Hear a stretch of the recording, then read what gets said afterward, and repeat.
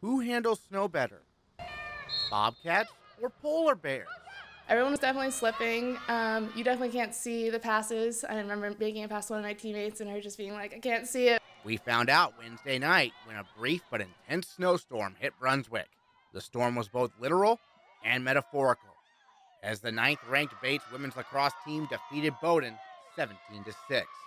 The Bobcats' defense has snowed in opponents all year. We only get better with every game, and we're not perfect. There are mistakes, but we're pretty good at fixing them. All-American keeper Hannah Jeffrey leads a D that is holding the opposition to a conference best 5.4 goals per game.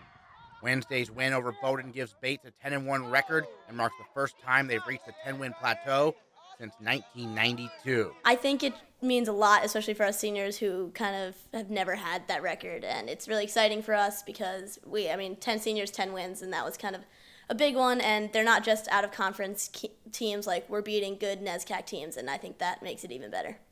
Bates has been playing women's lacrosse since 1975. Head coach Brett Allen has been coaching here since 2006. Perhaps he can answer this question. Is this the best defense you've ever seen from the Bates women's lacrosse program? Yes. There's no hesitation with that. Bates hovered around the 500 mark the previous 3 seasons before breaking through this year. But this is not an overnight success story.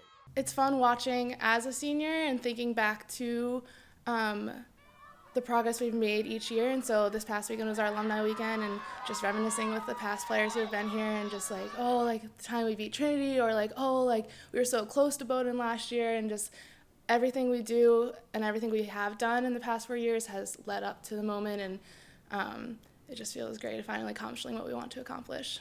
Another storm hits Maine on Saturday. No rain or snow is expected for the Bobcats' noon tilt with second-ranked Middlebury, but the Panthers boast the top offense in the NESCAC and are undefeated so far this season.